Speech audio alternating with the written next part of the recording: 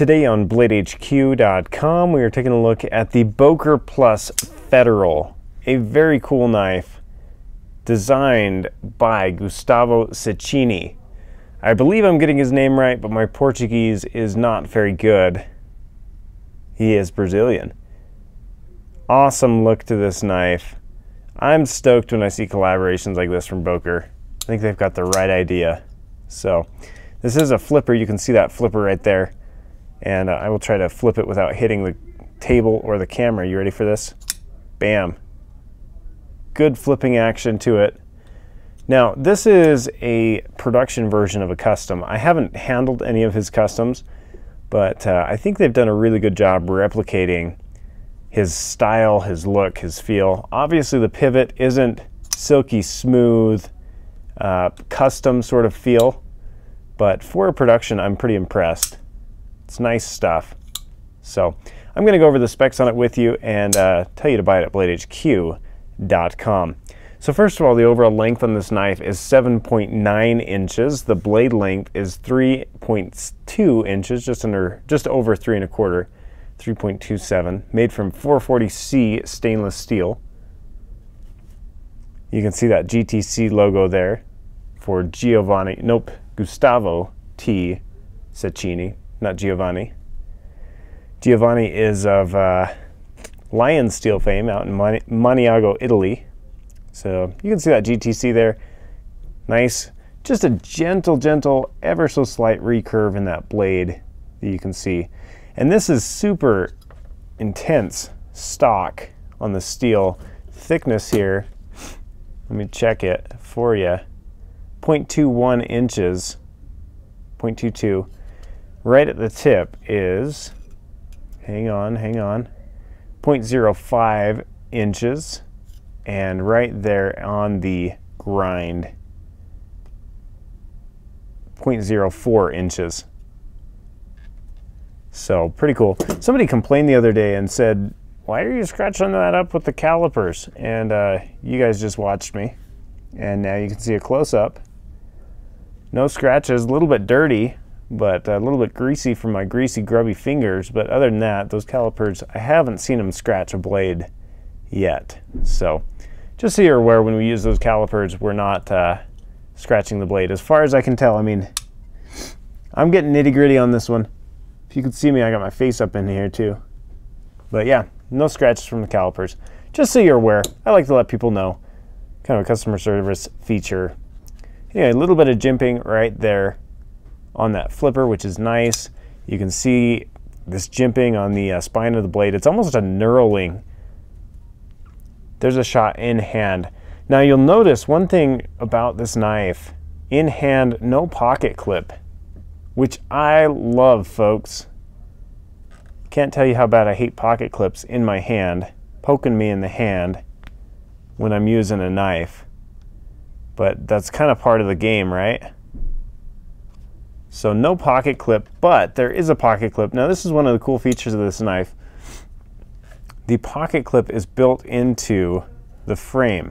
So you just push it like that, and then it clips onto your pocket. Let me change that a little bit. Push it just like that, clips onto the pocket.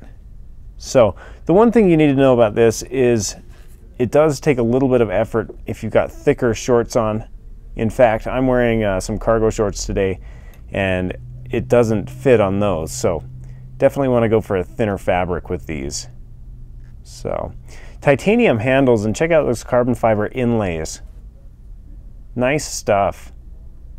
Very pretty machining. Now these are made in China, but I feel like the quality control on these, the tolerances are all pretty tight. You can see, check out the blade centering there. Almost spot on. It's listing just to the left. Listing, isn't that a nautical term? Anyway, it is just a little bit to the left, but pretty spot on. Let's check blade play. Side to side, rock solid, I can't feel a thing. And front and back, nothing. Check out the lockup. Lockup is probably about 50% there. Let me get a shot for you. This is always hard right behind the camera, But let me get a shot for you of it opening, kind of give you an idea of that locking mechanism. Frame lock, very solid stuff. They've really done a good job. I'm impressed. Very cool. The weight on it is 4.9 ounces. What else do you know? Let's go check out the handle thickness. Is just over half an inch, 0.52 inches. Let me show you a size comparison with a tactical clothespin, just to give you an idea of how big this knife actually is. And I am digging that, man. That, what are they calling that pocket clip? I don't think it has a name, but it is darn cool. Darn cool pocket clip, the DC pocket clip, if you will. Very cool. I like how it's not in hand. Sometimes it's really hard to flick this out behind the camera. It takes a little bit of effort. So there you have it. Very cool knife. Let me show you the grind angle on it.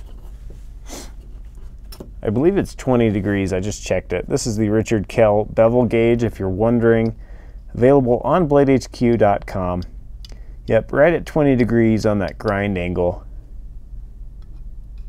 Or the edge bevel, if you will. Not bevel, edge grind. Right at the edge of the knife. So there you have it.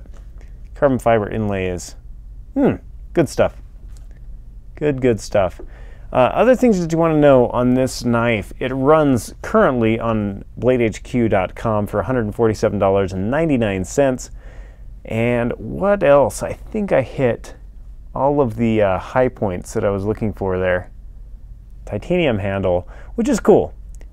To see a high quality, you can see fit and finish on this, nice and solid between that carbon fiber and titanium. Good stuff. Good to see these collaborations. I think Boker's on the right track, collaborating with who they're collaborating with. So I hope to see more of that in the future. So, as I mentioned, the place to buy this knife is bladehq.com. By the way, this will be my last tabletop overview for Blade HQ. This is Ben, by the way. You've kind of seen my hands in a lot of these overviews over the last couple years. Mostly a year. I kind of took it upon myself to start doing the tabletop overviews when it wasn't working out with other people. So, yep, I started doing them and made a lot of mistakes and had a lot of fun. And I appreciate you guys here on the Knives HQ channel just being, I don't know, this was kind of my place to unwind a little bit. Doesn't seem like there are a lot of arguments over on this channel. Everyone seems to be really chill. And so I'd come over here and kind of relax a little bit and talk to you guys.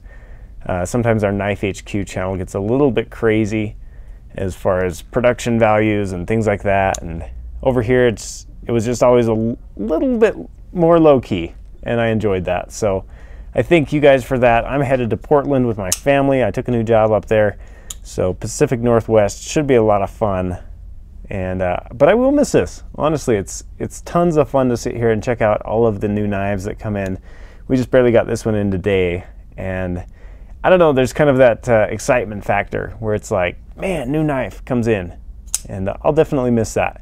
I'll miss the interaction on YouTube, and I'll miss the adventures for sure. Man, sometimes I would be out filming in the woods or in the desert, and I'd be like, dang, I'm getting paid to do this, and I'd just be wearing a big smile, big smile. So anyway, I will miss it, guys. I appreciate all of your support. Blade HQ appreciates your support. And Paul, our other video guy, will be doing all of the tabletops from this point forward. He does a great job. He's learning a lot, so be patient with him. Give him constructive feedback. I can't count how many times you guys corrected me with tabletop misinformation and false information and mistakes and that sort of thing, and it made me better. So I appreciate that, and if you're kind, you'd do the same thing for Paul in a constructive fashion. So appreciate it, guys. By the way, buy this knife at bladehq.com. That's it for me, guys, and take care.